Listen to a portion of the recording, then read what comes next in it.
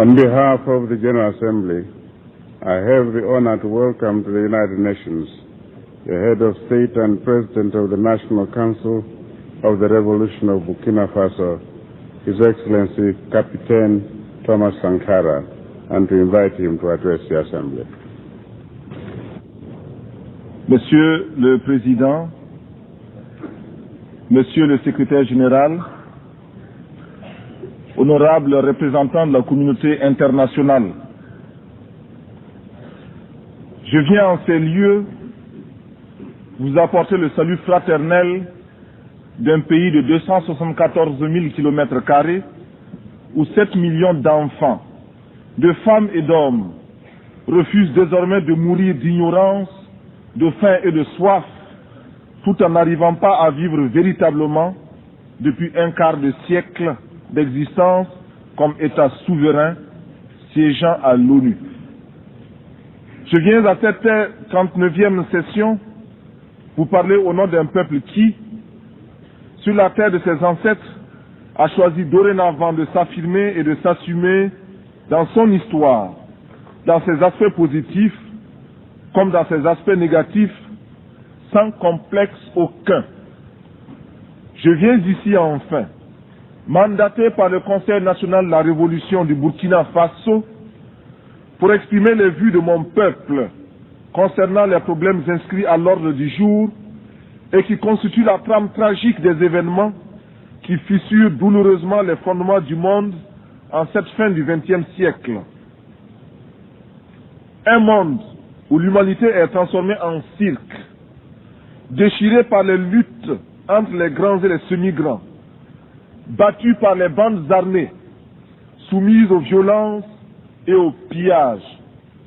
Un monde où des nations, se soustrayant à la juridiction internationale, commandent des groupes de hors-la-loi vivant de rapines et organisant d'ignobles trafics de fusils à la main. Monsieur le Président, je n'ai pas ici la prétention d'énoncer des dogmes. Je ne suis ni un messie, ni un prophète. Je ne détiens aucune vérité. Ma seule ambition est une double aspiration. Premièrement, pouvoir en un langage simple, celui de l'évidence et de la clarté, parler au nom de mon peuple, le peuple du Burkina Faso. Deuxièmement, parvenir à exprimer aussi, à ma manière, la parole du grand peuple des déshérités, ceux qui appartiennent à ce monde qu'on a malicieusement baptisé tiers-monde, et dire, même si je n'arrive pas à le faire comprendre, les raisons que nous avons de nous révolter. Tout cela dénotant l'intérêt que nous portons à l'ONU. Les exigences de nos droits y prenant la vigueur et la rigueur de la claire conscience de nos devoirs. Nul ne s'étonnera de nous voir associer l'ex-Haute-Volta, aujourd'hui le Burkina Faso, à ce fourre-tout méprisé. Le tiers-monde que les autres mondes ont inventé au moment des indépendances formelles pour mieux assurer notre aliénation intellectuelle, culturelle, économique et politique. Nous voulons nous y insérer, sans pour autant justifier cette gigantesque escroquerie de l'histoire, encore moins pour accepter d'être l'arrière-monde d'un Occident répu. Mais pour affirmer la conscience d'appartenir à un ensemble tricontinental et admettre, en tant que non-alignés et avec la densité de nos convictions, qu'une solidarité spéciale unit ces trois continents d'Asie, d'Amérique latine et d'Afrique dans un même combat contre les mêmes trafiquants politiques, les mêmes exploiteurs économiques. Reconnaître donc notre présence au sein du tiers-monde, c'est, pour paraphraser José Marti, affirmer que nous sentons sur notre joue tout coup donné à n'importe quel homme de ce monde. Fin de citation. Nous avons jusqu'ici tendu l'autre jour. Les chiffres ont été redoublés. Mais le cœur du méchant ne s'est pas attendri. Ils ont piétiné la vérité du juste. Du Christ, ils ont trahi la parole. Ils ont transformé sa croix en massue. Et après qu'il se soit revêtu de sa tunique, ils ont lacéré nos corps et nos âmes. Ils ont obscurci son message. Ils l'ont occidentalisé. Cependant que nous le recevions comme libération universelle. Alors, nos yeux se sont ouverts à la lutte des classes. Il n'y aura plus de gifles. Il faut proclamer qu'il ne peut y avoir de salut pour nos peuples que si nous tournons radicalement le dos à tous les modèles que tous les charlatans de même acabit ont essayé de nous vendre 20 années durant. Il ne saurait y avoir pour nous de salut en dehors de ce refus-là. Pas de développement en dehors de cette structure.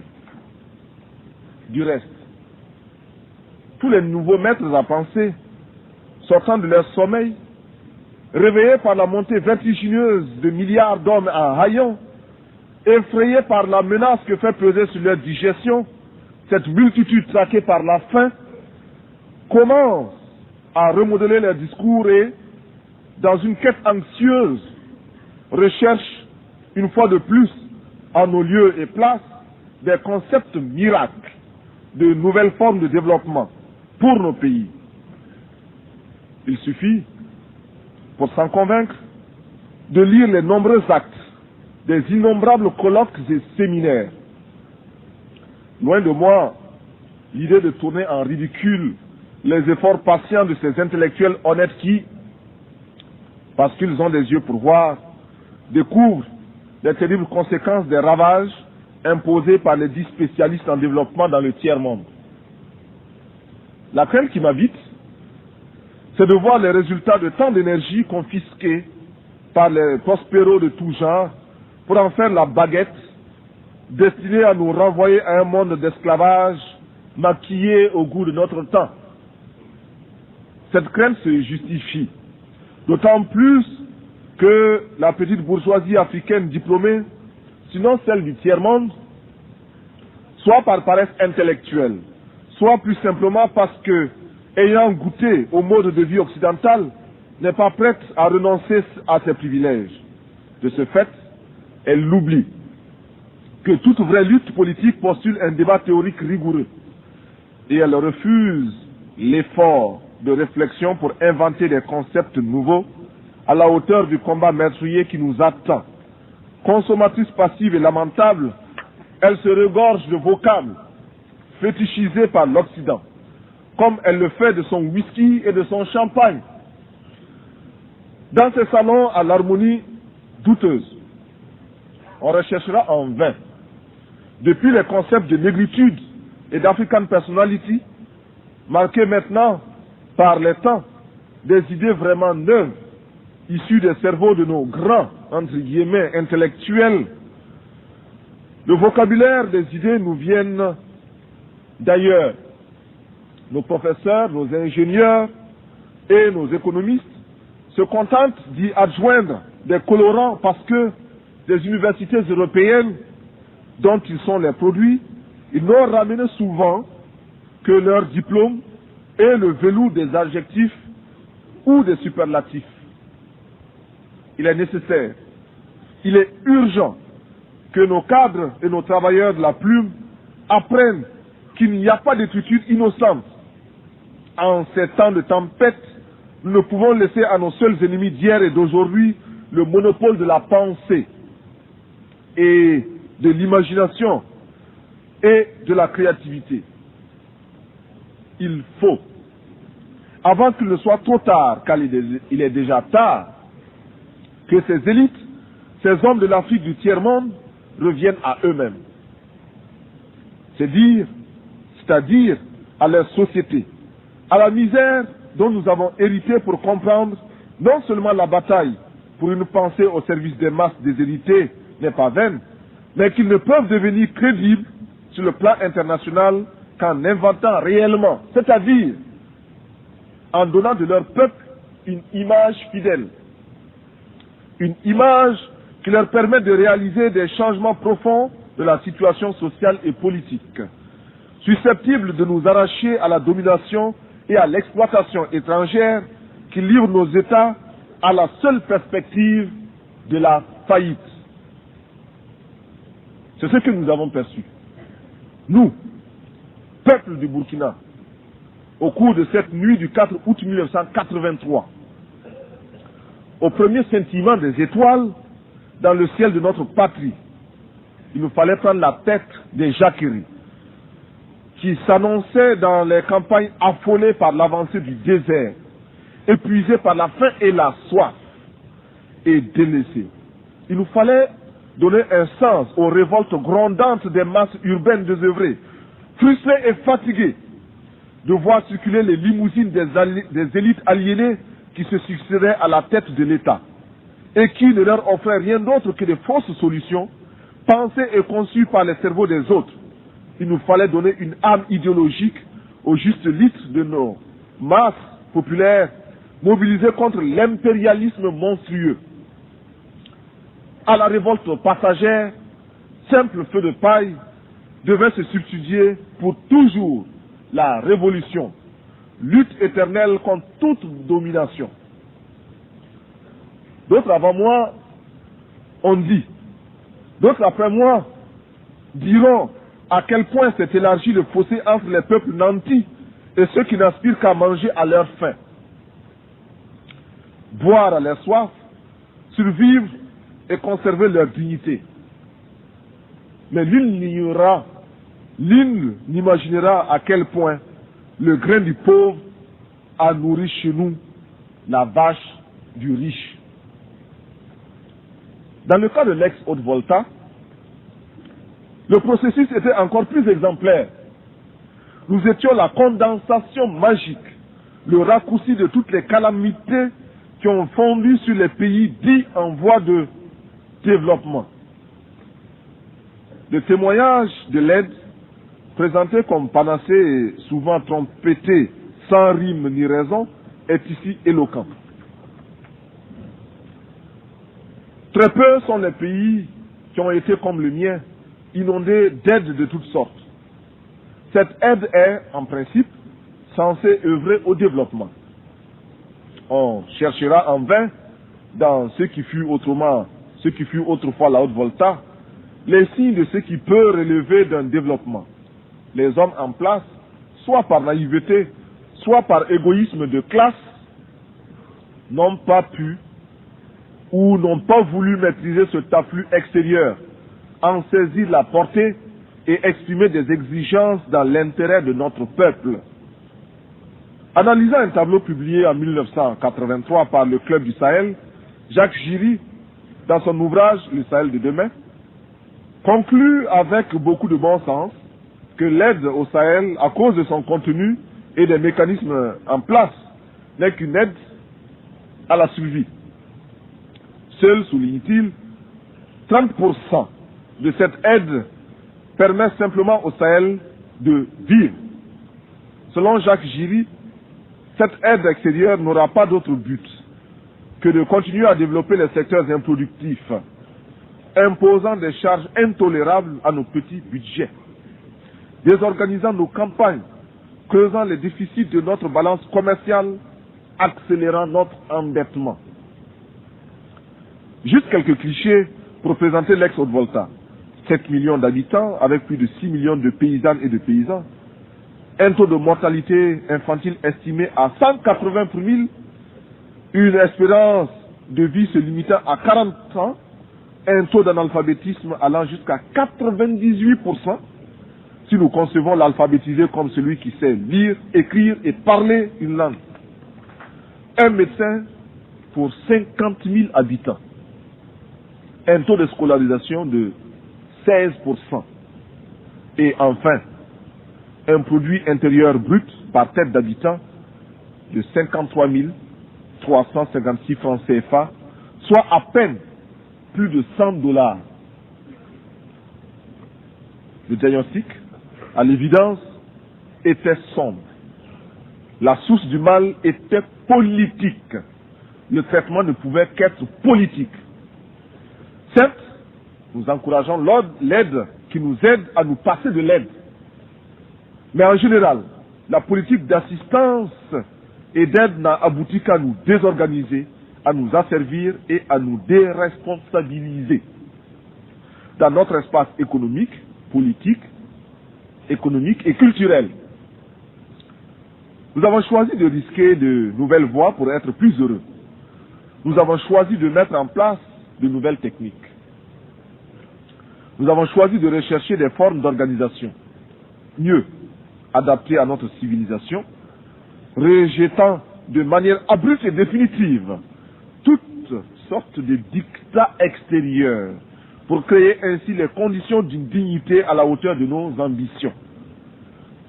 Refuser l'état de survie, desserrer les pressions, libérer nos campagnes d'un immobilisme moyen enjeu ou d'une répression, démocratiser notre société, ouvrir les esprits sur un univers de responsabilité collective pour oser inventer l'avenir.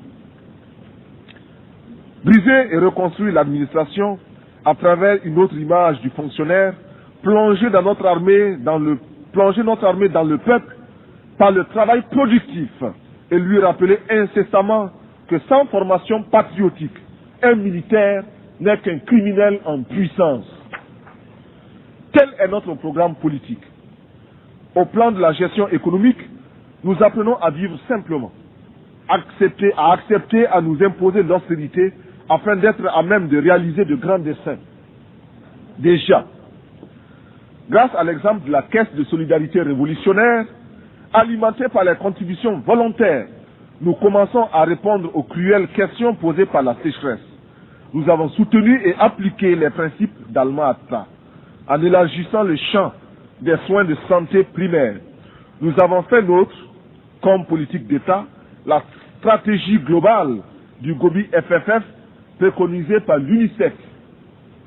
Par l'intermédiaire de l'UNSO, nous pensons que les Nations Unies devraient permettre aux pays touchés par la sécheresse la mise sur pied d'un plan à moyen et long terme afin de parvenir à l'autosuffisance alimentaire.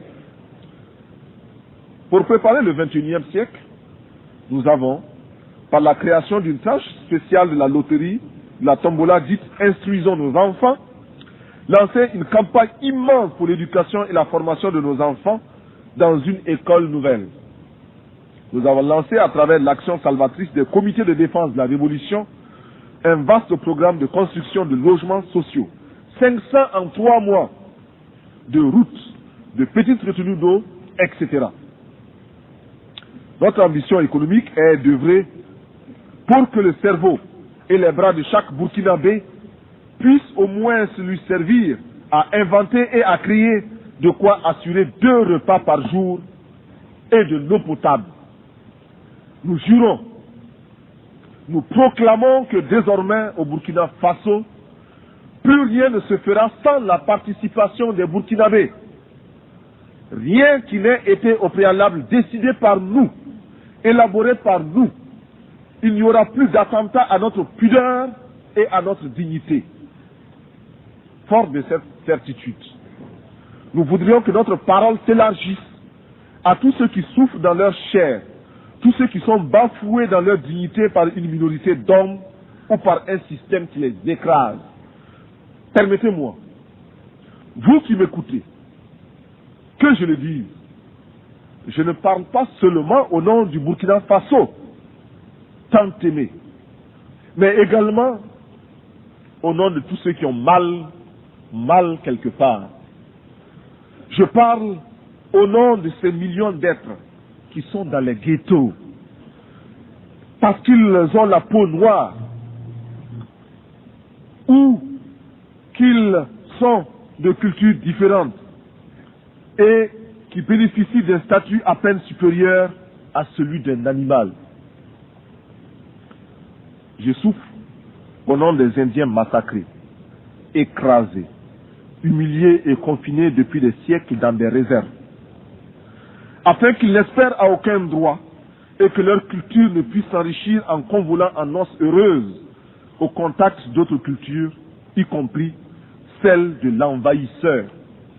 Je m'exclame au nom des chômeurs d'un système structurellement injuste et conjoncturellement désaxé, réduits à ne percevoir de la vie que le reflet de celle des plus nantis.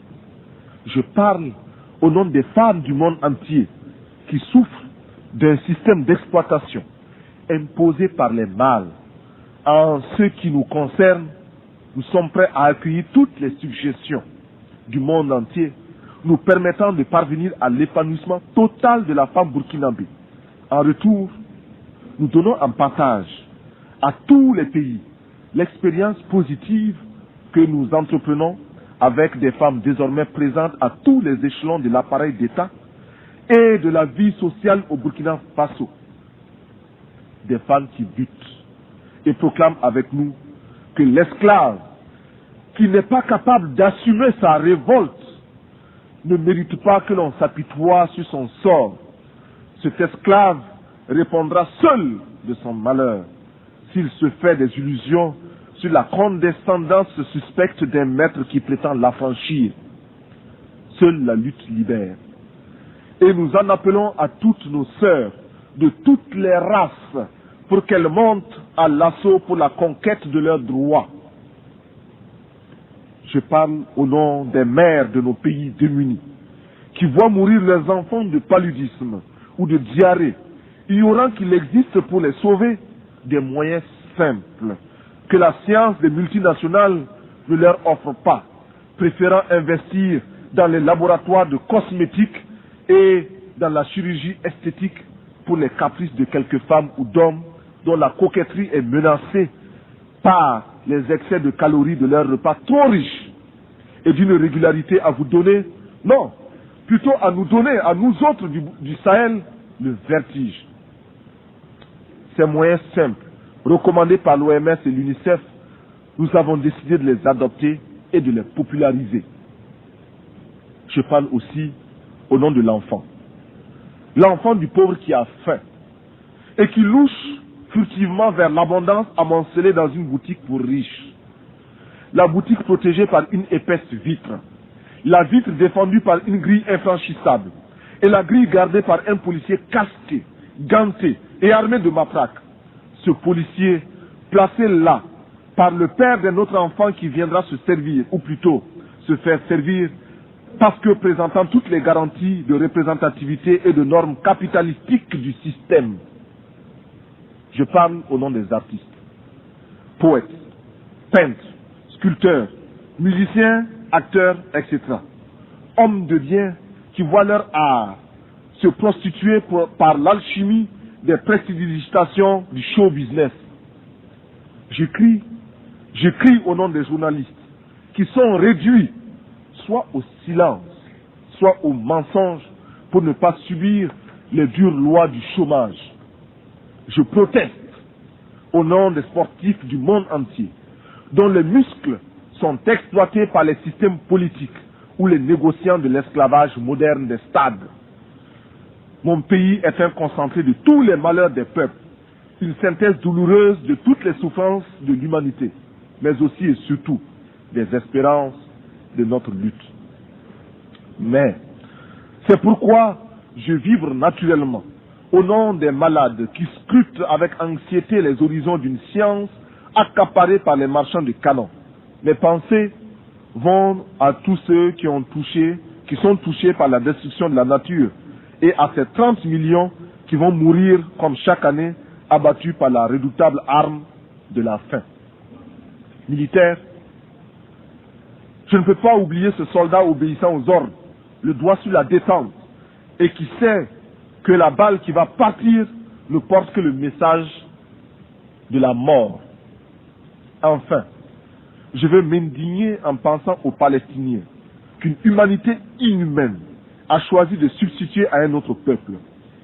Hier encore martyrisé à loisir, je pense à ce vaillant peuple palestinien, c'est-à-dire à ces familles atomisées, errant de par le monde à la quête d'un asile. Courageux, déterminés, stoïques et infatigables, les Palestiniens rappellent à chaque conscience humaine la nécessité et l'obligation morale de respecter les droits d'un peuple. Avec leurs frères juifs, ils sont anti-sionistes. Aux côtés de mes frères soldats de l'Iran et de l'Irak, qui meurent dans une guerre fratricide et suicidaire, je veux également me sentir proche des camarades du Nicaragua, dont les ports sont minés, les villes bombardées et qui, malgré tout, affrontent avec courage et lucidité leur destin. Je souffre avec tous ceux qui, en Amérique latine, souffrent de la mainmise impérialiste. Je veux être aux côtés des peuples afghans et irlandais, aux côtés des peuples de Grenade et du Timor oriental, chacun à la recherche d'un bonheur dicté par sa dignité et les lois de sa culture. Je m'élève ici, au nom de tous ceux qui cherchent vainement dans quel forum de ce monde ils pourront faire entendre leur voix et la faire prendre en considération réellement. Sur cette tribune, beaucoup m'ont précédé. D'autres viendront après moi. Mais seuls quelques-uns feront la décision. Pourtant, nous sommes officiellement présentés comme égaux. Eh bien, je me fais le porte-voix de tous ceux qui cherchent vainement dans quel forum de ce monde ils peuvent se faire entendre. Oui, je veux donc parler au nom de tous les laissés pour compte, parce que je suis homme, et rien de ce qui est humain ne m'est étranger. Notre révolution au Burkina Faso est ouverte au malheur de tous les peuples. Elle s'inspire aussi de toutes les expériences des hommes, depuis le premier souffle de l'humanité. Nous voulons être les héritiers de toutes les révolutions du monde, de toutes les luttes de libération des peuples du tiers-monde. Nous sommes à l'écoute des grands bouleversements qui ont transformé le monde. Nous tirons des leçons de la révolution américaine, les leçons de sa victoire contre la domination coloniale et les conséquences de cette victoire. Nous faisons nôtre l'affirmation de la doctrine de la non-ingérence des Européens dans les affaires américaines et des Américains dans les affaires européennes. Ce que Monroe clamait en 1823, l'Amérique aux Américains, nous le reprenons en disant l'Afrique aux Africains, le Burkina Faso aux Burkinabés. La révolution française de 1789, bouleversant les fondements de l'absolutisme, nous a enseigné les droits de l'homme alliés aux droits des peuples à la liberté. La grande révolution d'octobre 1917 a transformé le monde, permis la victoire du prolétariat, ébranlé les assises du capitalisme et rendu possible les rêves de justice de la commune française. Ouvert à tous les vents de la volonté des peuples et de leur révolution, nous instruisons aussi de certains terribles échecs qui ont conduit à de tragiques manquements aux droits de l'homme.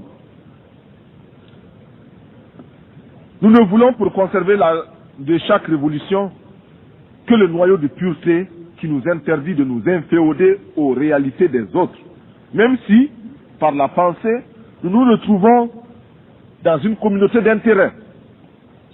Monsieur le Président, il n'y a plus de duperie possible.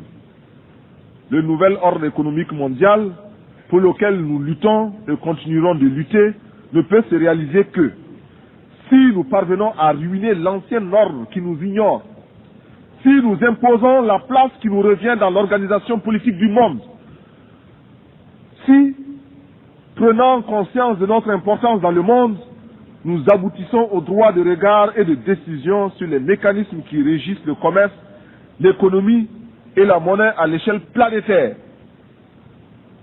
Le nouvel ordre économique international s'inscrit tout simplement à côté de tous les autres droits des peuples, droit à l'indépendance, au libre choix des formes et des structures de gouvernement, comme le droit au développement.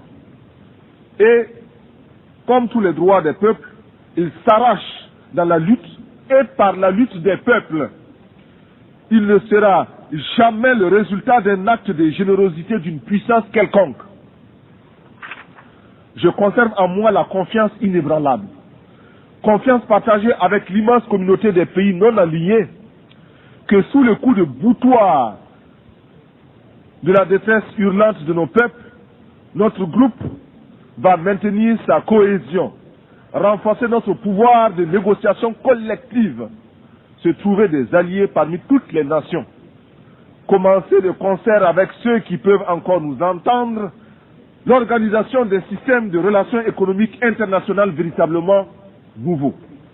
Monsieur le Président, si j'ai accepté de me présenter devant cette illustre assemblée pour prendre la parole, c'est parce que, malgré les critiques qui lui sont adressées par certains grands contributeurs, les Nations Unies demeurent la tribune idéale pour nos revendications, le lieu obligé de la légitimité des pays sans voix.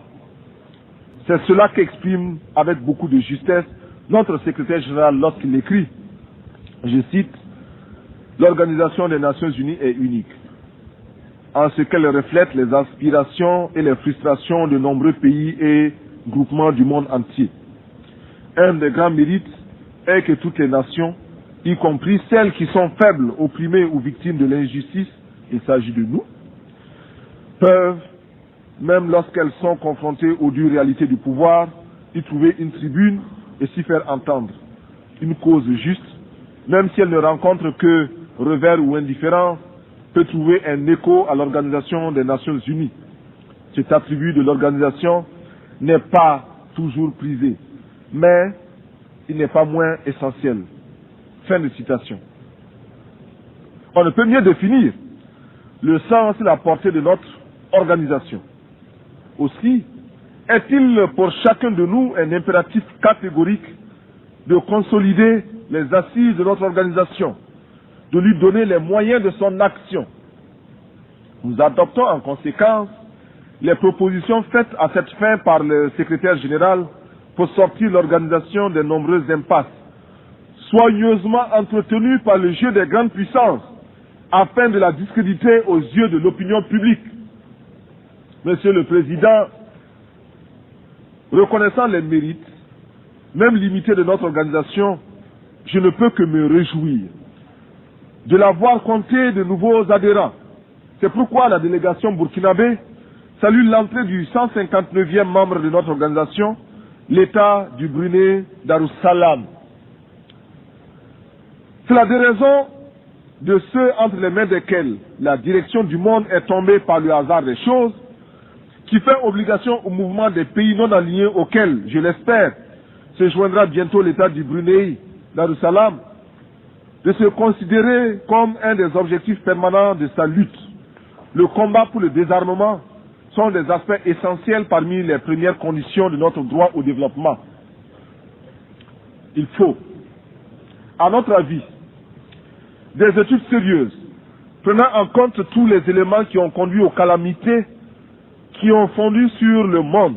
À ce titre, le président Fidel Castro, en 1979, a admirablement exprimé notre point de vue à l'ouverture du 6e sommet des non-alignés, lorsqu'il déclarait, je cite, « Avec 300 milliards de dollars, on pourrait construire en un an 600 000 écoles pouvant recevoir 400 millions d'enfants, ou 60 millions de logements confortables pour 300 millions de personnes, ou 30 000 hôpitaux équipés de 18 millions de lits, ou 20 000 usines pouvant employer plus de 20 millions de travailleurs, ou irriguer 150 millions d'hectares de terres qui, avec les moyens techniques adéquats, pourraient alimenter 1 milliard de personnes. » Fin de citation.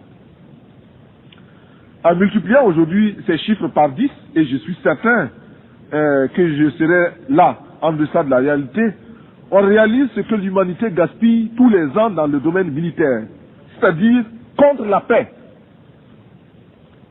On perçoit aisément pourquoi l'indignation des peuples se transforme rapidement en révolte et en révolution, devant les miettes qu'on leur jette sous la forme ignominieuse d'une certaine aide assortie de conditions parfois franchement abjectes.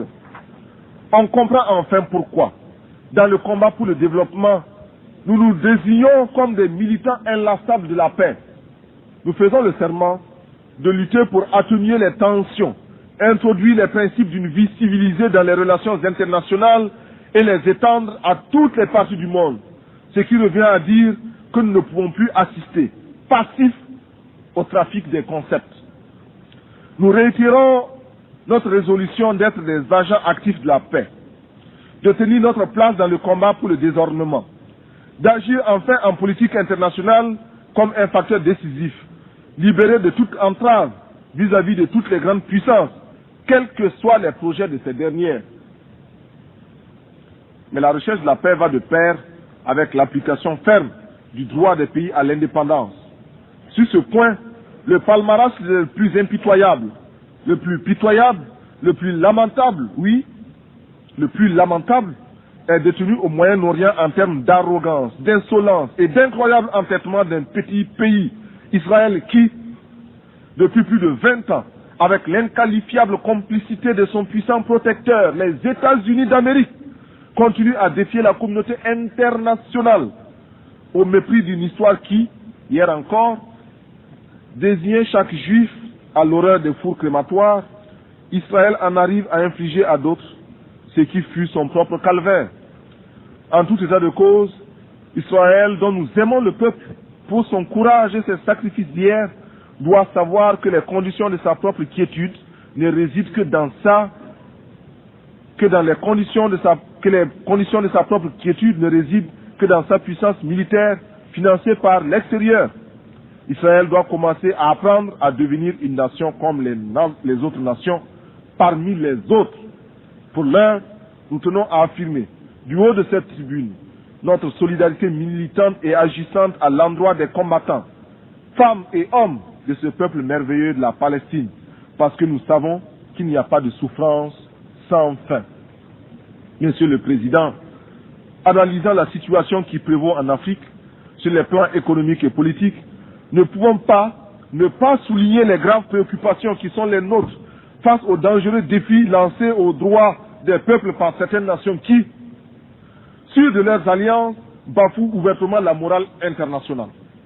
Certes, nous avons le droit de nous réjouir de la décision de retrait des troupes étrangères au Tchad, afin que les Tchadiens, entre eux, sans intermédiaire, cherchent les moyens de mettre fin à cette guerre fratricide et donner enfin à ce peuple qui n'en finit pas de pleurer depuis de nombreux hivernages les moyens de sécher ses larmes.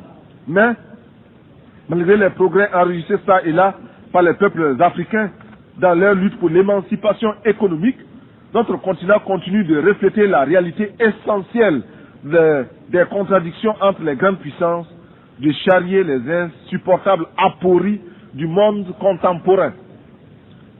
C'est pourquoi nous tenons pour inadmissible et condamnons sans recours le sort fait au peuple du Sahara occidental par le royaume du Maroc, qui se livre à des méthodes dilatoires pour retarder l'échéance qui, de toute façon, lui sera imposée par la volonté du peuple sahraoui. Pour avoir visité personnellement les régions libérées par le peuple sahraoui, j'ai acquis la confirmation que plus rien désormais ne saurait entraver sa marche vers la libération totale de son pays sous la conduite militante et éclairée du Front Polisario. Monsieur le Président, je ne voudrais pas trop m'étendre sur la question de Mayotte et des îles de l'archipel malgache. Lorsque les choses sont claires, lorsque les principes sont évidents, point n'est besoin d'élaborer. Mayotte appartient aux Comores. Les îles de l'archipel sont malgaches. En Amérique latine, nous saluons l'initiative du groupe de Contadora, qui constitue une étape positive dans la recherche d'une solution juste à la situation explosive qui y prévaut. Le commandant Daniel Ortega, au nom du peuple révolutionnaire du Nicaragua, a fait ici des propositions concrètes et posé des questions de fond à qui le droit. Nous attendons de voir la paix s'installer dans son pays en Amérique centrale le 15 octobre prochain et après le 15 octobre. Et nous prenons à témoin l'opinion publique mondiale. De même que nous avons condamné l'agression étrangère de l'île de Grenade, de même nous fustigeons toutes les interventions étrangères. C'est ainsi que nous ne pouvons sans nous taire face à l'intervention militaire étrangère en Afghanistan. Il est cependant un point, mais dont la gravité exige de chacun de nous une explication franche et décisive. Cette question, vous vous en doutez, ne peut être que celle de l'Afrique du Sud. l'incroyable insolence de ce pays à l'égard de toutes les nations du monde, même vis-à-vis de celles qui soutiennent le terrorisme qu'il érige en système pour liquider physiquement la majorité noire de ce pays, le mépris qu'il adopte à l'égard de toutes nos résolutions constitue l'une des préoccupations les plus oppressantes du monde contemporain. Mais le plus tragique n'est pas que l'Afrique du Sud se soit elle-même mise au banc de la communauté internationale à cause de l'abjection des lois de l'apartheid, encore moins qu'elle continue de maintenir illégalement la Namibie sous la botte colonialiste et raciste, ou de soumettre impunément ses voisins aux lois du banditisme. Non. Le plus abject, le plus humiliant pour la conscience humaine, c'est qu'elle soit parvenue à banaliser le malheur des millions d'êtres humains qui n'ont pour se défendre que leur poitrine et l'héroïsme de leurs mains nues. Sur la complicité des grandes puissances et de l'engagement actif de certaines d'entre elles à ses côtés, ainsi que de la criminelle collaboration de quelques tristes dirigeants africains, la minorité blanche ne se gêne pas pour ridiculiser les États membres, les États d'âme de tous les peuples qui, partout à travers le monde, trouvent intolérable la sauvagerie des méthodes en usage dans ce pays. Il fut un temps où les brigades internationales se constituaient pour aller défendre l'honneur des nations agressées dans leur dignité. Aujourd'hui, malgré la purulence des plaies que nous portons tous à nos flancs, nous allons voter des résolutions dont les seules vertus, nous dira-t-on, serait de conduire à la résipiscence une nation de corsaires qui détruit le sourire comme la grêle tue les fleurs. Monsieur le Président, nous allons bientôt fêter le 150e anniversaire de l'émancipation des esclaves de l'Empire britannique. Ma délégation souscrit à la proposition des pays d'Antigua et de la Barbade de commémorer avec éclat cet événement qui revêt pour les pays africains et le monde noir une signification d'une très grande importance. Pour nous, tout ce qui pourra être fait, dit ou organisé à travers le monde au cours des cérémonies commémoratives devra mettre l'accent sur le terrible écho payé par l'Afrique et le monde noir au développement de la civilisation humaine. Écho payé sans retour et qui explique sans aucun doute les raisons de la tragédie d'aujourd'hui sur notre continent. C'est notre sang qui a nourri l'essor du capitalisme, rendu possible notre dépendance présente et consolidé notre sous-développement. On ne peut plus escamoter la vérité, trafiquer les chiffres. Pour chaque nègre parvenu dans les plantations, 5 au moins connurent la mort ou la mutilation. Et je mets à dessein la désorganisation du continent et les séquelles qui s'en sont suivies. Monsieur le Président, si la terre entière, grâce à vous, avec l'aide du secrétaire général, parvient à l'occasion de cet anniversaire à se convaincre de cette vérité-là, elle comprendra pourquoi, avec toute l'attention de notre être, nous voulons la paix entre les nations, pourquoi nous exigeons et réclamons notre droit au développement dans l'égalité absolue, par une organisation et une répartition des ressources humaines. C'est parce que, de toutes les races humaines, nous appartenons à celles qui ont le plus souffert, que nous nous sommes jurés, nous, Burkinabés, de ne plus jamais accepter sur la moindre parcelle de cette terre le moindre déni de justice. C'est le souvenir de cette souffrance qui nous place aux côtés de l'OLP contre les bandes armées d'Israël. C'est le souvenir de cette souffrance qui, d'une part, nous fait soutenir l'ANC et la SWAPO, et d'autre part, nous rend intolérable la présence en Afrique du Sud des hommes qui se disent blancs et qui brûlent le monde à ce titre. C'est enfin ce même souvenir qui nous fait placer en l'Organisation des Nations Unies toute notre foi en un devoir commun, en une tâche commune pour un espoir commun. Nous réclamons que s'intensifie à travers le monde la campagne pour la libération de Nelson Mandela et sa présence effective à la prochaine Assemblée générale de l'ONU comme une victoire de fierté collective. Que soit créée en souvenir de nos souffrances et en termes de pardon collectif, un prix international de l'humanité réconciliée décerné à tous ceux qui, par leur recherche, auraient contribué à la défense des droits de l'homme. Que tous les budgets de recherche spatiale soient amputés de 1/10 et consacrés à des recherches dans le domaine de la santé et visant à la reconstitution de l'environnement humain perturbé par tous ces feux d'artifice nuisibles à l'écosystème. Nous proposons également que les structures des Nations Unies soient repensées et que soit mis fin à ce scandale que constitue le droit de veto. Bien sûr, les effets pervers de son usage abusif sont atténués par la vigilance de certains de ses membres, de ses détenteurs. Cependant, rien ne justifie ce droit. Ni la taille des pays qui le détiennent, ni les richesses de ces derniers. Si l'argument développé pour justifier une telle iniquité est le prix payé au cours de la dernière guerre mondiale, que ces nations qui se sont arrogées ces droits sachent que nous aussi, nous avons chacun un oncle ou un père qui, à l'instar de milliers d'autres innocents arrachés au tiers-monde pour défendre les droits bafoués par les hordes hitlériennes, porte lui aussi dans sa chair les meurtrissures des balles nazies. Que cesse l'arrogance des grands qui ne perdent aucune occasion pour remettre en cause le droit des peuples. L'absence de l'Afrique du club de ceux qui détiennent le droit de veto est une injustice qui doit cesser. Enfin, ma délégation n'aurait pas accompli tous ses devoirs si elle n'exigeait pas la suspension d'Israël et le dégagement pur et simple de l'Afrique du Sud de notre organisation, lorsque, à la faveur du temps, ces pays auront opéré la mutation qui les introduira dans la communauté internationale. Chacun de nous, et mon pays en tête, devra les accueillir avec bonté et guider leurs premiers pas. Nous tenons à réaffirmer notre confiance à l'Organisation des Nations Unies.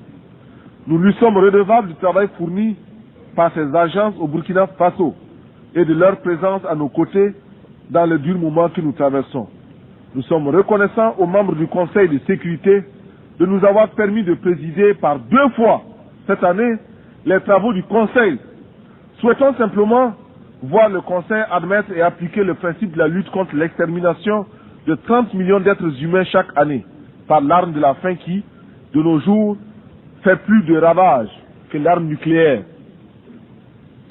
Cette confiance et cette foi en l'organisation me fait obligation de remercier le secrétaire général, M. Xavier Pérez de Cuellar, de la visite tant appréciée qu'il nous a faite pour constater sur le terrain les dures réalités de notre existence et se donner une image fidèle de l'aridité du Sahel et de la tragédie du désert conquérant. Je ne saurais terminer sans rendre hommage aux éminentes qualités de notre président qui saura, avec la clairvoyance que nous lui connaissons, diriger les travaux de cette 39e session. Monsieur le Président, j'ai parcouru des milliers de kilomètres. Je suis venu ici pour demander à chacun de vous que nous puissions mettre ensemble nos efforts pour que cesse la morgue des gens qui n'ont pas raison, pour que s'efface le triste spectacle des enfants qui meurent de faim, pour que disparaisse l'ignorance, pour que triomphe la rébellion légitime des peuples, pour que se taise le bruit des armes et qu'enfin, avec une seule et même volonté, luttant pour la survie de l'humanité, nous parvenions à chanter en chœur avec le grand poète Novalis, je cite, « Bientôt, les astres reviendront visiter la terre d'où ils se sont éloignés pendant nos temps obscurs. Le soleil déposera son spectre sévère, reviendra étoilé parmi les étoiles. Toutes les races du monde se rassembleront à nouveau après une longue séparation. Les vieilles familles orphelines se retrouveront et chaque jour verra de nouvelles retrouvailles, de nouveaux embrassements. Alors, les habitants du temps jadis reviendront vers la terre. En chaque tombe se réveillera la cendre éteinte. Partout, brûleront à nouveau les flammes de la vie. Les vieilles demeures seront rebâties, les temps anciens se renouvelleront et l'histoire sera le rêve d'un présent à l'étendue infinie. À bas la réaction internationale, à bas l'impérialisme, à bas le néocolonialisme, à bas le fantocisme. Gloire éternelle aux peuples qui luttent pour leur liberté. Gloire éternelle aux peuples qui décident de s'assumer pour leur dignité. Victoire éternelle aux peuples d'Afrique, d'Amérique latine et d'Asie qui luttent. La patrie ou la mort, nous vaincrons. Je vous remercie.